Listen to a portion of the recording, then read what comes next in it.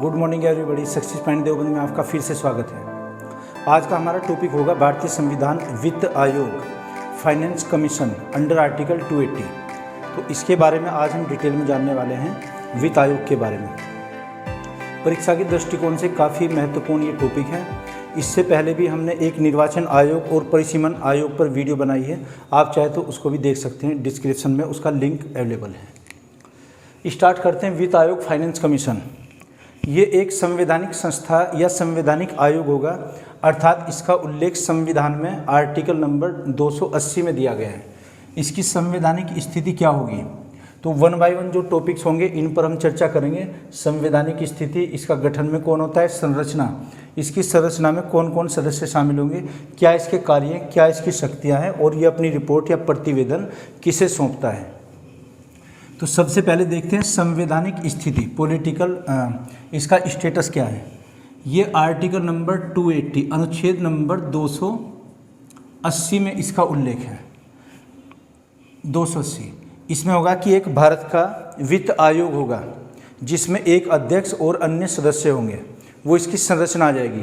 तो अनुच्छेद नंबर किस में लिखा है, 280 में। और जो चीज़ संविधान में उल्लिखित है उसे हम क्या बोलते हैं, संवैधानिक, कॉन्स्टिट्यूशनल बॉडी। ये क्या है, एक संवैधानिक निकाय, संवैधानिक निकाय या फिर कॉन्स्टिट्यूशनल बॉडी, कॉन्स्टिट्यूशनल बॉडी, अर्थात इसका उल्लेख संविधान में किया गया है। एक क्वेश्चन आता है, निम्नलिखित में से कौन सा गैर संवैधानिक निकाय है। जैसे कुछ आयोग होंगे, सेबी आयोग होता है, SEBI security and exchange board of India, ये एक बोर्ड है, इसका उल्लेख संविधान में नहीं है। और भी बहुत सारे पद हैं, बजट नाम का कोई उल्लेख नहीं है उसमें, कुछ जो बजट शब्द होता है ये आर्टिकल 112 में लिखा हुआ है, वार्षिक वित्तीय विवरण। तो बहुत सारी ऐसी चीज़ें जो संविधान में उल्लिखित नहीं है, उनको हमने बाद में एक मंत्री परिषद की या मंत्रिमंडल के द्वारा पारित प्रस्ताव के द्वारा उनका गठन किया। तो पॉलिटिकल स्थिति क्या आ जाएगी, संवैधानिक स्थिति की अनुच्छेद नंबर 280 में उल्लिखित है, और ये आ जाएगा संवैधानिक निकाय या कॉन्स्टिट्यूशनल बॉडी। अब बात करते हैं इसके गठन की। देखना, जो इसका गठन किया जाएगा ये 5 वर्ष बाद राष्ट्रपति महोदय करते हैं, यानी कि इसकी अवधि 5 वर्ष तक रहेगी। 5 वर्ष बाद इसको कौन गठित करते हैं, राष्ट्रपति महोदय, राष्ट्रपति इसका गठन करते हैं। और अभी जो चल रहा है ये 15वां वित्त आयोग, जो प्रथम वित्त आयोग था, प्रथम वित्त आयोग, फर्स्ट फाइनेंस कमीशन या वित्त आयोग, इसका जो गठन किया गया था ये 1951 में 51-52 लिख सकते हैं, क्योंकि वित्तीय वर्ष को 2 बार लिखा जाएगा, 2 वर्षों में। 51-52 में पहला इसका गठन हुआ था। इसके जो अध्यक्ष थे केसी नियोगी, कौन थे, केसी नियोगी, ये इसके प्रथम अध्यक्ष बने थे। वर्तमान में जो 15वां वित्त आयोग चल रहा है इसके अध्यक्ष कौन है, NK सिंह। तो केसी नियोगी प्रथम इसके अध्यक्ष बने थे, अन्य इसमें और भी सदस्य होते हैं, तो ये अध्यक्ष थे।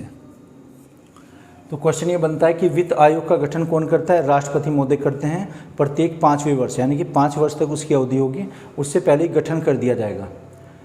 तो पहला वित्त आयोग कब गठित हुआ था, 1951-52 में, और इसकी अवधि रही थी 1956-57 तक, 1956-57 तक।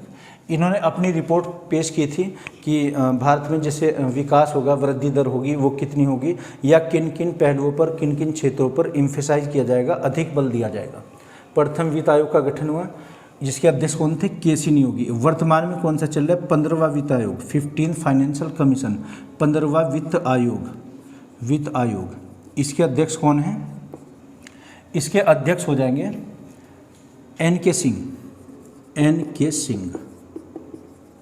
सिंह। ये इससे पहले योजना आयोग या नीति आयोग के अध्यक्ष भी थे। योजना आयोग का ही नाम अब नीति आयोग है। इसका गठन किया गया था 2017 में। तो कार्यकाल कब तक रहेगा इसका, 2017 में 5 वर्ष जोड़ेंगे 22 तक। और ये जो रिपोर्ट पेश करेगा ये 2020 से 25 के लिए इसको एक रिपोर्ट पेश करनी थी यानी कि इन वर्षों में हम क्या विकास करेंगे, क्या हमारा लक्ष्य होगा और केंद्र और राज्यों के बीच में धन का बंटवारा या अनुदान कितना दिया जाएगा। लेकिन इसकी अवधि 1 वर्ष बढ़ा दी गई। अब ये 2026 तक इसका कार्यकाल रहेगा। 1 वर्ष बढ़ाया गया विशेष परिस्थितियों में, जैसे कोरोना काल था या कुछ भी और भी पहलू हो सकते हैं। 15वें वित्त आयोग की जो रिपोर्ट होगी ये 2026 तक लागू होगी। देखिए 2020 से 26 तक 6 वर्ष आ जाएंगे। वैसे कार्य कितना होता है, 5 वर्ष का होता है, लेकिन इसके लिए 6 ईयर्स होगा। इसके अध्यक्ष कौन होंगे, NK सिंह, और अन्य 4 सदस्य और भी होते हैं। तो गठन की अगर बात आती है कि इसका गठन प्रत्येक 5वें वर्ष राष्ट्रपति महोदय करते हैं, जिसमें एक अध्यक्ष होगा, 4 सदस्य होंगे। और पहला जो फाइनेंस कमीशन वित्त आयोग गठित किया गया था 1951 में। अब जो चल रहा है 15वां वित्त आयोग, 15वें वित्त आयोग का गठन 2017 में किया गया। इसके बाद में 16वें की तैयारी चल रही है। और जो 15वां वित्त आयोग है जो अपनी रिकमेंडेशन या सिफारिश सरकार को सौंपता है राष्ट्रपति महोदय को, वो फिर संसद के पटलों पर रखवाते हैं, दोनों सदनों के वहाँ पर ये इसकी रिकमेंडेशन वित्त आयोग की 2020 से 2025 तक थी। 1 वर्ष की अवधि बढ़ाई गई। अब कितने वर्ष हुआ, 26 वर्ष तक, 2026 तक। ये याद रखिएगा, परीक्षा के दृष्टिकोण से काफ़ी महत्वपूर्ण ये बिंदु लग रहा है कुछ। तो ये क्या हमने चर्चा की, गठन, इसके गठन के बारे में। आप चाहें तो नोट करते रहिए साथ साथ या स्क्रीनशॉट लेते रहिए। इसको साफ करते हैं फिर आगे बढ़ते हैं। इसकी अब संरचना देखते हैं, कंपोजिशन। इसमें कौन कौन लोग शामिल होते हैं, कौन से पदाधिकारी। इसे अभी हटाते हैं, स्क्रीन लेना चाहे तो ले लीजिए। ओके, देखना जो आयोग वित्त आयोग होगा, वित्त आयोग की संरचना क्या होगी, इसमें कौन कौन लोग शामिल होंगे। इसमें 5 सदस्य होते हैं। तो संरचना में क्या आ जाएगा, कंस्ट्रक्शन में या स्ट्रक्चर में संरचना, इसकी जो संरचना होगी, संरचना स्ट्रक्चर, इसमें 1+4 सदस्य होंगे। 4 सदस्य, 1+4 सदस्य। एक क्या हो जाएगा इसमें, अध्यक्ष। ये तो अध्यक्ष होंगे, एक तो अध्यक्ष होगा और 4 अन्य सदस्य होंगे। ये 4 सदस्य कौन कौन होंगे, किस फील्ड से होंगे, ये देखिएगा आप। जो अध्यक्ष के पास अनुभव होना चाहिए, एक तो सार्वजनिक क्षेत्रों का होना चाहिए, सार्वजनिक क्षेत्र का अनुभव। इसका मतलब क्या हुआ, वो किसी लोक सेवक पद पर रहा हो, बड़े पद पर, जैसे RBI के गवर्नर्स होते हैं या अन्य गवर्नर होते हैं उसके, या फिर योजना आयोग के अध्यक्ष कह सकते हैं, सॉरी योजना आयोग के अध्यक्ष तो PM हुए, योजना आयोग के उपाध्यक्ष या फिर अन्य सदस्य या कोई भी और प्रशासनिक कुछ भी पद हो सकता है। तो सार्वजनिक क्षेत्र का अनुभव होना चाहिए, सार्वजनिक क्षेत्र का अनुभव, ये एक्सपीरियंस होना चाहिए अध्यक्ष के पास। अब वर्तमान में कौन है, 15वें वित्त आयोग के अध्यक्ष, ये NK सिंह। अभी आपको बताया था NK सिंह। NK सिंह कौन है, ये योजना आयोग के सदस्य भी रहे हैं। योजना आयोग का नाम अब क्या है नया, नीति आयोग, नीति NITI, national institute of transforming India. इसका जो नया नामकरण किया गया था 1 जनवरी सन 2015 को। ये किसके स्थान पर आया, और योजना आयोग के। तो ये जो NK सिंह थे, नीति आयोग या योजना आयोग के सदस्य थे, इनके पास काफ़ी अनुभव है सार्वजनिक पद का। तो ये क्या आ जाएगा, ये तो अध्यक्ष बनते हैं ऐसे। और जो 4 सदस्य होंगे, 4 सदस्यों में कौन कौन, जैसे एक तो होने चाहिए वित्त का अनुभव तो होना ही चाहिए, प्लस लेखाओं का अनुभव। लेखा का मतलब अकाउंटेंसी, लेखा प्लस वित्त मामले ये होने चाहिए, लेखा और वित्त मामले। एक इसमें क्या होना चाहिए, एक सुप्रीम कोर्ट के न्यायाधीश भी होने चाहिए, न्यायाधीश। इसलिए इसके पास एक अर्धन्यायिक सेवा भी होती है, अर्धन्यायिक शक्ति, इसको हम बोल सकते हैं सेमी जुडिशियल या फिर क्वेसी जुडिशियल बॉडी भी होती है। सुप्रीम कोर्ट के एक न्यायाधीश होंगे। सेकंड एक आ जाएगा इसमें प्रशासनिक पद, प्रशासन का अनुभव होना चाहिए, प्लस वित्त मामलों का भी अनुभव होना चाहिए। वित्त मामले, फाइनेंशियल अफेयर्स, या फिर जो ऐसा अनुभव होगा वित्त मंत्रालय से संबंधित। एक इसमें होंगे अर्थशास्त्र के जानकार होने चाहिए, अर्थशास्त्र, इकोनॉमिक्स, अर्थशास्त्री होने चाहिए। तो ये 4 क्या क्या हो जाएंगे, 5 सदस्य समिति, इसका संगठन होता है जिसमें 5 सदस्य होंगे, एक तो अध्यक्ष और 4 अन्य सदस्य। एक अध्यक्ष में ये सबसे बड़े पद पर जो होंगे, इनकी अध्यक्षता में ही ये आयोग होगा। तो इसमें सार्वजनिक क्षेत्र का अनुभव होना चाहिए उनके पास कुछ वर्षों का। और जो 4 अदर मेंबर्स होंगे, 4 सदस्य, उसमें एक तो सुप्रीम कोर्ट के न्यायाधीश होने चाहिए या फिर उनकी योग्यता रखने वाला कोई भी पदाधिकारी। सुप्रीम कोर्ट के न्यायाधीश की योग्यता क्या होती है कि वो भारत में स्थित किसी एक या एक से अधिक उच्च न्यायालयों में लगातार 5 वर्षों तक न्यायाधीश के पद पर रहा हो।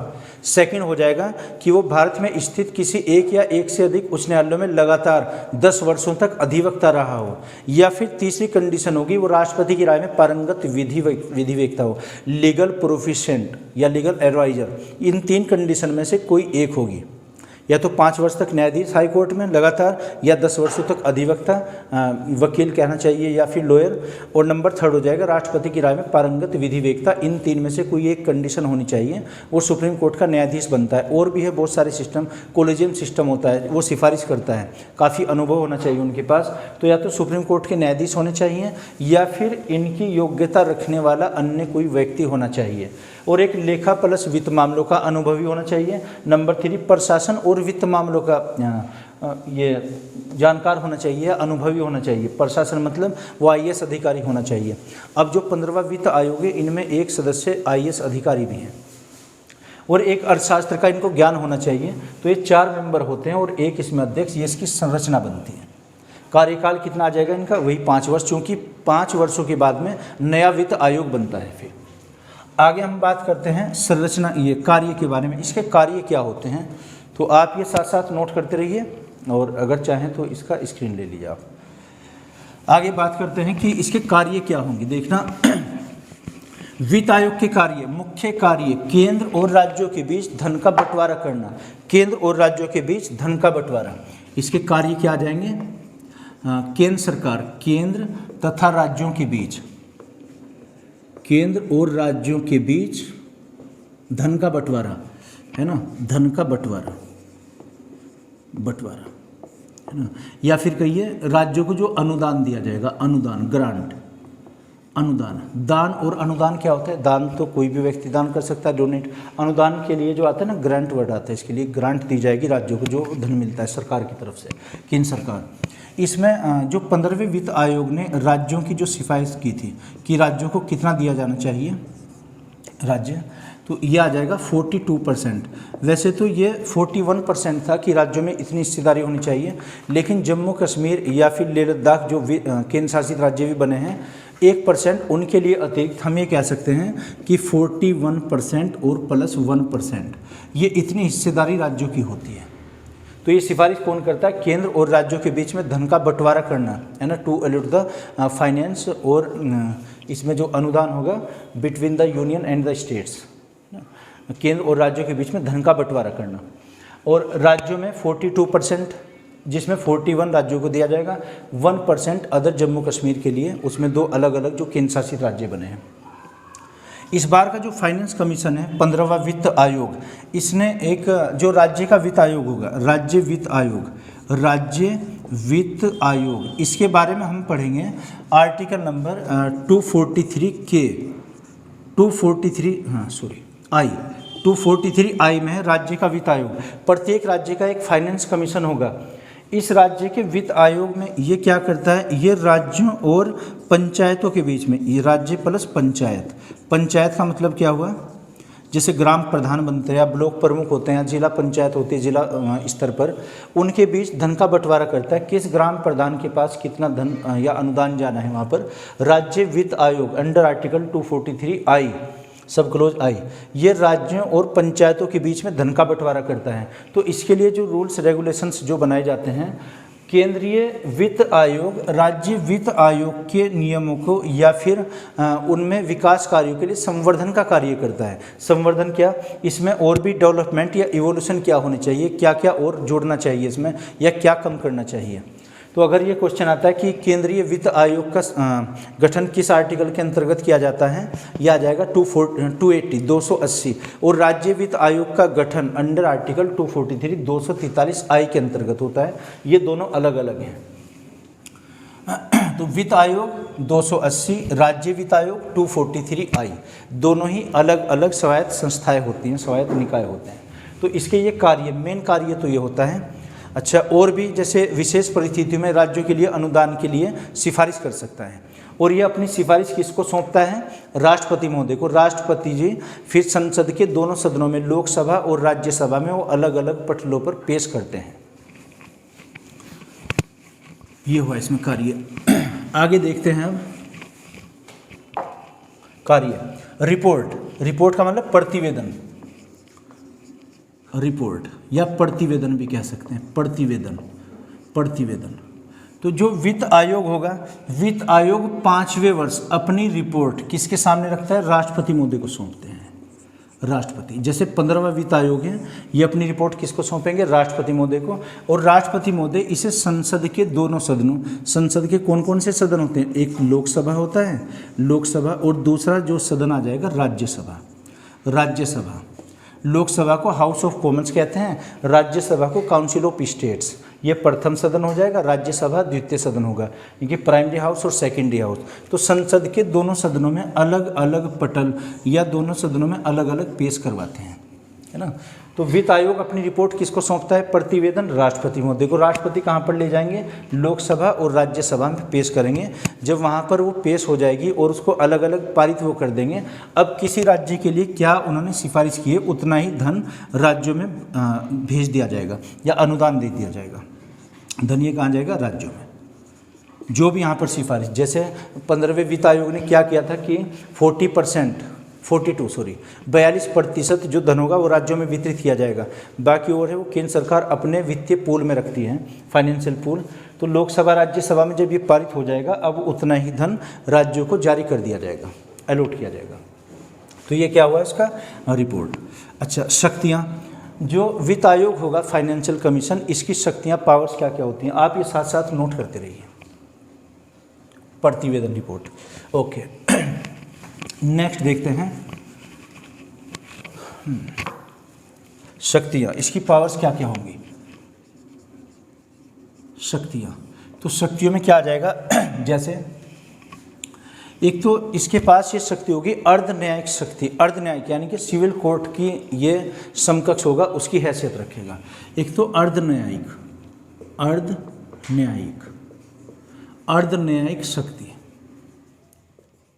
या अर्धन्यायिक शक्ति या निकाय भी कह सकते हैं। ये एक अर्धन्यायिक निकाय है। निकाय का मतलब कोई इंस्टीट्यूशन हो सकता है या फिर कोई बॉडी या कोई संस्था हो सकती है। इसको इंग्लिश में बोलते हैं quasi, QUASI, quasi judicial body. इसका मीनिंग क्या हुआ? जैसे अपने आप में एक ये स्वतंत्र संस्था भी होगी और इसे किसी भी व्यक्ति को समन जारी करने का, किसी विभाग में से किसी प्राधिकारी को बुलाना है तो समन जारी करेगा। जैसे कोर्ट समन जारी करता है ना, अदालतें भी समन जारी करती हैं, उस व्यक्ति को वहाँ पर आना पड़ेगा। समन का मतलब होता है बुलावा पत्र, SUMMON, समन कहते हैं इसको। ये समन जारी करने की इसके पास शक्ति होती है। ये किसी भी व्यक्ति के लिए कुछ पूछताछ के लिए या कुछ जानकारी लेने के लिए समन जारी कर सकता है। सेकंड, ये किसी भी विभाग के दस्तावेज, है ना, किसी भी विभाग के दस्तावेज या उसके जो ये फाइल होंगी उनको अपने पास मंगवा सकता है। किसी विभाग के दस्तावेज डॉक्यूमेंट्स ना की जांच कर सकता है। जांच या अपने पास मंगवाना, इसका मीनिंग क्या हुआ?